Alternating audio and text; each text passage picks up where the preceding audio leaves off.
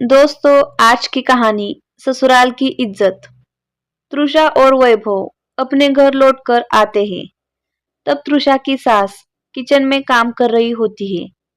बाहर हॉल में बैठते हुए सावित्री जी कहती है, अरे बेटा, ससुराल गए थे, सब अच्छे से हो गया होगा। शादी की बात इतनी दिनों से चल रही थी, आखिरकार इतने दिनों में हो ही गई। चलो, तृषा के भाई की शादी तो हो गई, कम से कम अच्छी लड़की तो मिल गई। तब वैभव कहता है, अरे माँ, कहा कि अच्छी शादी। लड़की वाले बड़े कंजूस थे। विदाई के समय सबको 100 रुपए पकड़ा रहे थे। उनको ये तक तरीका नहीं है। लिफाफे शगुन में रखकर दिया जाता है। कितने छोटे घर से तृषा की भाभी आई है कि कुछ पूछो नहीं। और तो और माँ, तृषा के यहाँ खाने तक की व्यवस्था ढंग की नहीं थी। दोपहर का खाना भी कम पड़ गया था। इतना सब वह सुने जा रही थी। उसके कमरे तक उसकी आवाज आ रही थी। उसे यह सुनकर बहुत गुस्सा भी आ रहा था। वह अपने कमरे में कपड़े जमा रही थी और फिर उसका पति कमरे में कपड़े उतारकर टांगने आया। तभी उसके पति को समझ आ गया कि मेरी बातों का तृषा को बुरा लग रहा है और वह उसे गुस्से से देख रही थी। तब वह एकदम चुप होकर बिना कुछ बोले बाहर आ गया। थोड़ी ही देर में उसकी बहन रीना आती है। तब माँ से पूछती है, माँ, भैया भाभी आ गए क्या? वे लोग तो भाभी के यहाँ शादी में गए थे। वहां की शादी कैसी रही? क्या मिला ससुराल से भैया को? आखिर वे अपने साले की शादी में गए थे। वहां तो उनकी बहुत खातिरदारी हुई होगी। अरे भैया, बताओ ना क्या मिला वहां से? तभी उसकी माँ ने गिफ्ट का थैला खोलते हुए देखती है। उसके लिए साड़ी और बेटे के लिए सूट का कपड़ा और मिठाई का डिब्बा है। उसकी माँ मिठाई खोलते हुए कहती है, यह कैसी मिठाई है? कम से कम लड़की और दामाद को तो ढंग की मिठाई रखते। देसी घी की भी नहीं लग रही है। माँ से उसकी बेटी रीना कहती है, माँ, भैया को कुछ सोने का नहीं मिला क्या? तब उसकी माँ कहती है, अरे रीना, कहाँ से उम्मीद लगा रही हो?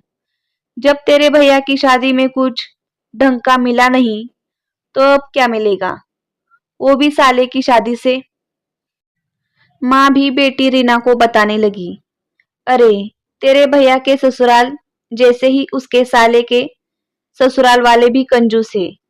इतना सुनते ही फिर तृषा ने माँ को फोन करते हुए कहा, माँ, तुम मेरी भाभी का बहुत ध्यान रखना और उसकी साड़ी मुझे मत दे देना, जैसे मेरी सास ननद को दे देती है। यह तो खान पान के बारे में और शगुन के बारे में बहुत कुछ सब बोल रहे हैं।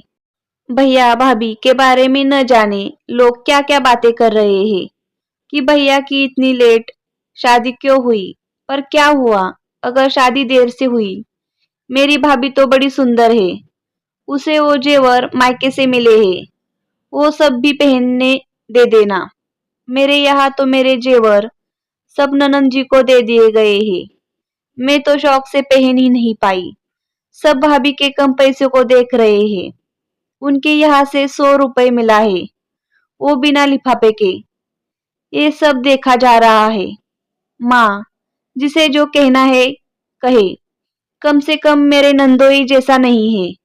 वह बिल्कुल भी अच्छे नहीं दिखते। पैसा ही महत्वपूर्ण नहीं होता। यहाँ तो भैया की शादी लेट हुई, उसके लिए भी बातें हो रही है। माँ, अगर भैया मंगली न होता तो जल्दी शादी हो जाती। मेरे भैया आखिर स्मार्ट जो है, वो तो आप कुंडली मिलाने पर जोर देती थी, इसीलिए। नहीं तो हम कब की भैया की शादी कर चुके होते। खैर माँ, आपने सही किया, शादी में जल्दबाजी नहीं की, नहीं तो मेरी भाभी सुंदर कैसे आती।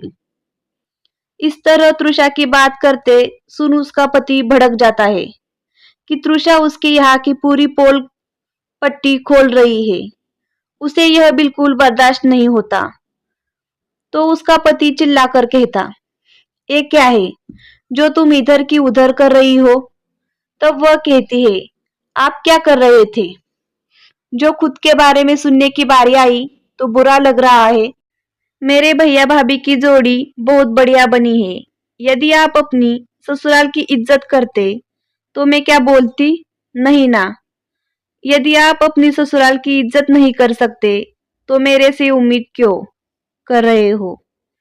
इतना सुन उसका पति समझ में आता है कि उसे भी नहीं बोलना चाहिए था। तब उसकी बोलती बंद हो जाती है। इधर सासू माँ भी उसे गुस्से से देखने लगती है। तब उसकी बहन भी फोन छुड़ाने लगती है। भाभी बस भी करो, घर की इज्जत और मान मर्यादा को बनाकर तो रखो। फिर उसकी नजर मोबाइल स्क्रीन पर पड़ती है तो देखती है कि मोबाइल का स्विच ऑफ है। अरे भैया, मोबाइल तो ऑफ है। फिर तृषा कहती है, हाँ, मेरा मोबाइल तो ऑफ है। मेरी माँ ने यह नहीं सिखाया कि ससुराल की इज्जत उतारो। और श्रीमान जी और सासू माँ जी सबको मैं बता दूं, मेरी माँ ने मेरी विदाई के समय यह नसीहत दी थी, दोनों कुल की लाज मान सम्मान बनाकर रखना, न मायके की इज्जत और न ही ससुराल की इज्जत पर आंच आने देना। ये दोनों परिवार तेरे अपने हैं, उन्होंने मुझे नसीहत दी थी। दोनों की कमियों को कभी मत देखना। यदि यह देखने लगोगी तो कभी संतुष्ट नहीं रह पाओगी। इस तरह उसकी बात सुनकर पति सासुमा को लगा कि हम फालतू में बातें कर रहे थे। आज तृषा को हमारी बात चुभी है, इसीलिए इतना बोल पाई। फिर ननंद ने भी कहा, हाँ भाभी, हम लोग ही आपके मायके वालों का कभी सम्मान नहीं कर पाए। दिखावा करना तो आसान है, पर हर कोई में उच्च संस्कार नहीं होते। आप हमारे घर लक्ष्मी बनकर आई और भैया की तरक्की होती गई और हम लोग आपके मायके से क्या मिला यही सोच बनाने में लगे रहे। तभी उसकी सासू माँ को लगा, हम लोग तृषा के मायके वालों को लेन देन से उन्हें ही तोलते रहे, पर वो असली चीज अपने बेटे को सिखा ही नहीं पाई कि ससुराल की उसे भी इज्जत करनी चाहिए। तब सासू माँ बोली, तृषा, हमने जो कहा या तेरे साथ किया उसके लिए हमें माफ कर दे। अब से तेरे मायके वालों पर मैं कभी उंगली उठाने नहीं दूंगी। अब मैं समझ गई हूँ कि हर किसी को मायके की इज्जत प्यारी होती है, वैसे ही तुम्हें भी। आज के बाद मैं अपने बच्चों को यही नसीहत दूंगी कि कभी किसी को सम्मान न दे सको तो कम से कम उसकी इज्जत न उतारो। और उन्होंने अपनी बात बेटे को भी समझाई कि बेटा, तू अपने ससुराल में हमेशा कमी ही न देखा कर, हमें भी कमी हो सकती है। ये मान लो, यदि बहू ससुराल की इज्जत बचाती है तो तुम्हें उसके मायके की इज्जत करनी होगी। तब वह कहता है, हाँ माँ, हम कितना गलत कहते रहे हैं, जो कि हमें नहीं कहना चाहिए था। अब से हम ऐसा नहीं करेंगे। तो दोस्तों, कहानी का सार यह है, हम सब यही देखते आए हैं कि हमारे मायके वालों को ससुराल वाले किसी भी मौके पर हमें चार बात सुनाने से नहीं चूकते। चाहे शादी ब्याह का समय हो या त्योहार पर मिलने वाला शगुन ही क्यों न हो। पर एक माँ अपनी बेटी को ससुराल को अपना मानने की नसीहत देती है तो अपने बेटे को ऐसी नसीहत क्यों नहीं देती कि किसी की इज्जत को न उछाले और अपने ससुराल वालों का भी सम्मान करे।